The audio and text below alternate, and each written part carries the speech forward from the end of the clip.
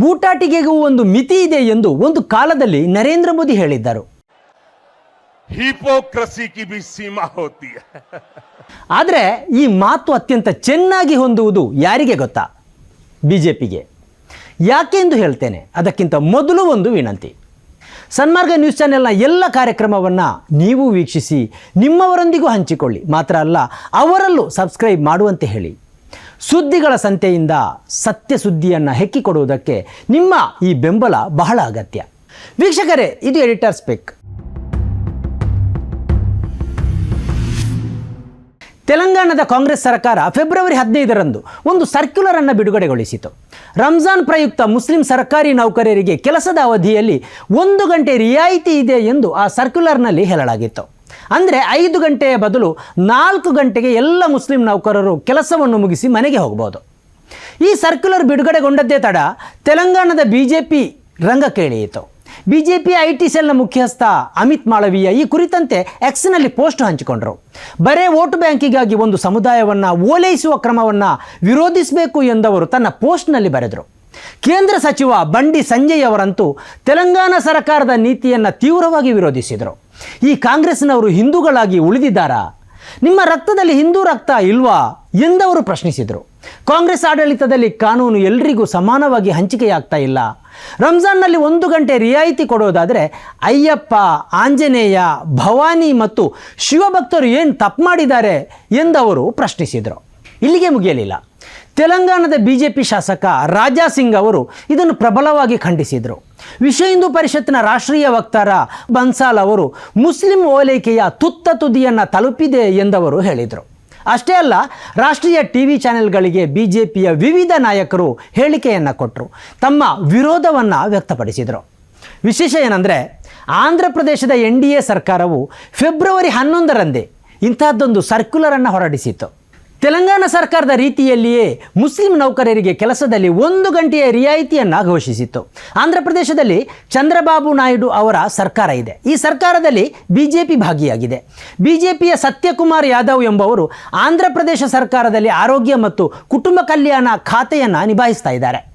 ತಮಾಷೆ ಏನಂದರೆ, ಆಂಧ್ರ ಪ್ರದೇಶದ ಬಿಜೆಪಿ ಘಟಕವು ಈ ರಿಯಾಯಿತಿಯನ್ನು ಶ್ಲಾಘಿಸಿತು. ಆಂಧ್ರ ಪ್ರದೇಶದ ಬಿಜೆಪಿ ಘಟಕದ ನಾಯಕಿ ಅದನ್ನು ಬೆಂಬಲಿಸಿ ಮಾತಾಡಿದರು.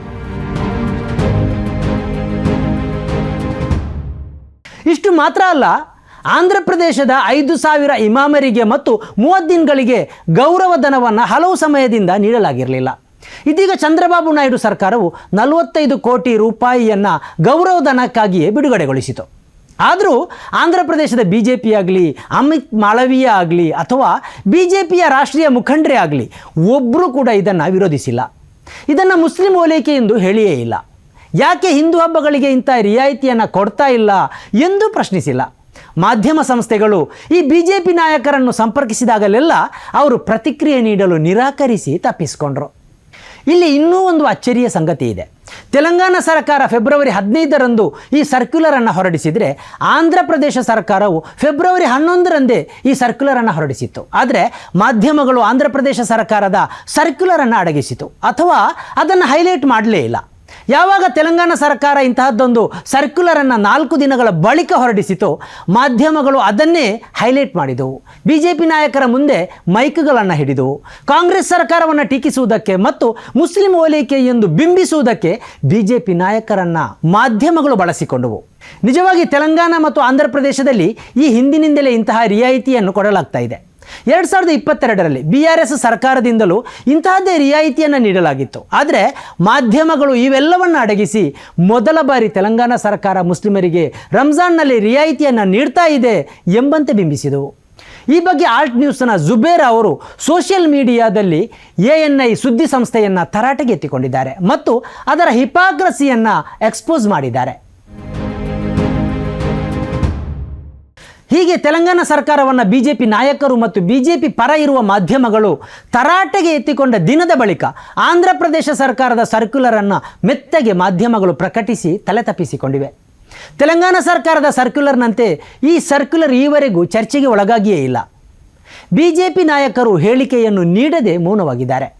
ಆ ಮೂಲಕ ಆಂಧ್ರ ಪ್ರದೇಶ ಸರ್ಕಾರದ ಸರ್ಕ್ಯುಲರ್ ಚರ್ಚೆಗೆ ಒಳಗಾಗದೆ ಬದಿಗೆ ಸರಿದಿದೆ.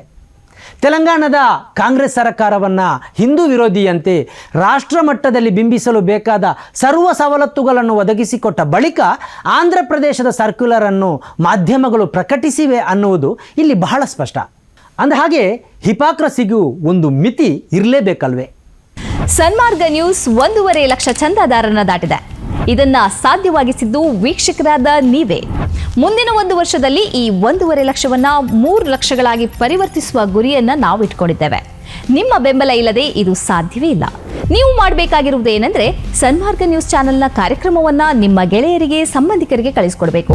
ಅವರಲ್ಲೂ ಸಬ್ಸ್ಕ್ರೈಬ್ ಮಾಡುವಂತೆ ಹೇಳಬೇಕು. ನಿಮ್ಮ ಮನೆಯವರಲ್ಲೂ ಹೇಳಬೇಕು. ಸುದ್ದಿಗಳ ಸಂತೆಯಿಂದ ಸತ್ಯದ ಸುದ್ದಿಯನ್ನ ಹೆಕ್ಕಿಕೊಡುವ ನಮ್ಮ ಪ್ರಯತ್ನ ಮುಂದುವರಿಯಬೇಕಾದ್ರೆ ನೀವು ಇಷ್ಟನ್ನಾದರೂ ಮಾಡಲೇಬೇಕು. ಜೊತೆಗೆ ಪಕ್ಕದಲ್ಲಿರುವ QR ಕೋಡ್ ಅನ್ನ ಬಳಸಿ ನಮಗೆ ಆರ್ಥಿಕವಾಗಿ ಶಕ್ತಿ ತುಂಬಬೇಕು. ಸುಳ್ಳಿನ ಎದುರು ನಮ್ಮ ಧ್ವನಿ ತಗ್ಗದೇ ಇರಬೇಕಾದ್ರೆ ನಾವು ಆರ್ಥಿಕವಾಗಿ ಪರಾವಲಂಬಿಗಳಾಗಿರಬಾರದು. ನೀವು ಶಕ್ತಿಯನ್ನು ಕೊಡಿ, ನಾವು ಸತ್ಯವನ್ನ ಕೊಡ್ತೇವೆ. Thank you.